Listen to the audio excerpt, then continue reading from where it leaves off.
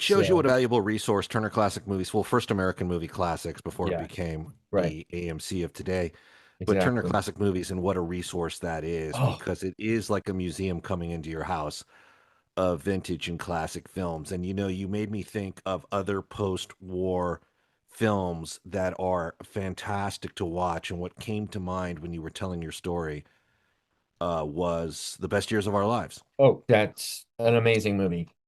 Yeah, and An that moment amazing when movie. when That Frederick March comes home and his wife sees him, that and shot in the hallway. I I can't tell actually you get how many times emotional that thinking of shot's it. been Yeah, reproduced right. in other films. But it speaks so much to the American spirit.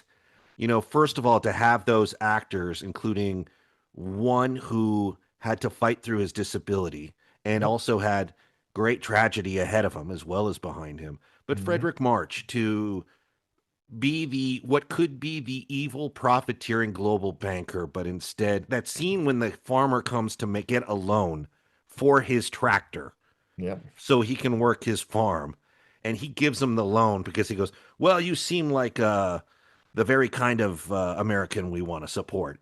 And his like supervisor is like, "What are you doing?" He's like, "Well, I bet on the American." Over there. I filled out the basic form. He's applying for a GI loan. Oh, good. I'll see him. Mr. Novak. And now you want to buy a farm. Yes, sir. Got my eye on a fine piece of property. 40 acres out near Anton Corners. What about collateral? Ooh, collateral? What's that? Security for your loan. What can you put up in the way of property? Have you any stocks and bonds, real estate, valuables of any kind? Well, no, Mr. Stevenson. You see, the point is I haven't got any property. That's why I want the loan, so I can get the property. I see. No collateral. That makes things difficult. Well, as I was saying, Mr. Novak, there is an element of risk involved. We'll have to have the property appraised, but you'll get your loan. Say, Mr. Stevenson, I don't know how to begin to thank you. Don't try. You were discussing this loan to this man, what's his name? Novak. Yes. Yes, I approved it. Well, may I ask, Al, on what basis? On the basis of my own judgment. Novak looked to me like a good bet. But the man has no collateral, no security. Evidently, you saw something in this man. Yes, Mr. Milton. What was it? Security. Collateral. You see, Mr. Milton, in the Army, I've had to be with men when they were stripped of everything in the way of property except what they carried around with them and inside them. I saw them being tested. Now, some of them stood up to it and some didn't. But you got so you could tell which ones you could count on. I tell you, this man Novak is okay. His collateral is in his hands and his heart and his guts. It's in his right as a citizen. Nobody's denying him his rights. Oh, yes, we are. If we deny him his chance to work in his own way... Gentlemen, there's no need to raise our voices. Of course, since you've approved the loan, the incident is closed. However, in the future, Al... Yes, I understand, Mr. Milton. In the future, I must exercise more caution. Thank you, Mr. Prill. Al, Al, you know how I feel about you and always have. Why, I've always considered you one of the family, so to speak. Like my own younger brother. I picked you personally for this job, and I know you'll make good. And we do. We have every desire to extend a helping hand to returning veterans whenever possible. But we must all remember that this is not our money we're doling out. It belongs to our depositors. We can't gamble with it. I'll remember, Mr. Milton. We'll meet at the Union Club at 7:30. And give my best to your charming wife. Thank you, Mr. Milton. Ladies and gentlemen, I'm very happy to be here. In fact, I'm very happy to be anywhere. In fact, I'm very happy.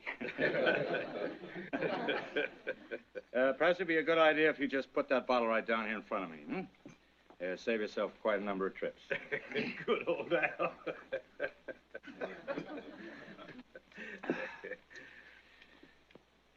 And I'm glad to see you've all pulled through so well. As Mr. Milton so perfectly expressed it.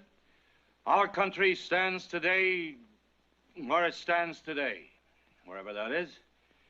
And I'm sure you'd all agree with me if I said that now is the time for all of us to stop all this nonsense, face facts, get down to brass tacks, forget about the war and go fishing. But I'm not going to say it. I'm just going to sum the whole thing up in one word. My wife doesn't think I'd better sum it up in that one word. I want to tell you all that the reason for my success as a sergeant is due primarily to my previous training in the Corn Belt Loan and Trust Company. The knowledge I acquired in the good old bank, I applied to my problems in the infantry. For instance, one day in Okinawa, a major comes up to me and he says, "Stevenson, you see that hill?" I said, "Yes, sir, I see it." "All right," he said. "You and your platoon will attack said hill and take it." So I said to the major, "But that operation involves considerable risk. We haven't sufficient collateral." "I'm aware of that," said the major, "but the fact remains that there's the hill and you are the guys who are going to take it." So I said to him, "I'm sorry, Major. No collateral, no hill." So we didn't take the hill, and we lost the war. I think that little story has considerable significance, but I've forgotten what it is. And now, in conclusion, I'd like to tell you a humorous anecdote. I know several humorous anecdotes, but I can't think of any way to clean them up. So I'll only say this much. I love the Corn Belt Loan and Trust Company. There are some who say that the old bank is suffering from hardening of the arteries and of the heart. I refuse to listen to such radical talk. I say that our bank is alive, it's generous, it's human.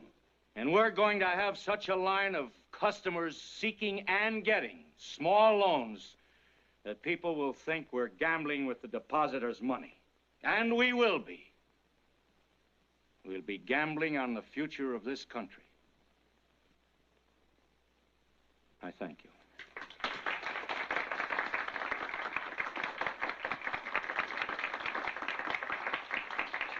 And, you know, I bet on it's strangely patriotic in a sense that we should bet that our neighbors and our friends will rise up in all the right ways and make something of themselves. And that is who we should gamble on. And instead they were like, "Do you have any collateral from this farm? Did you have him put his farm up?" And he's like, "Well, no, I didn't, because I'm banking that he's going to come through."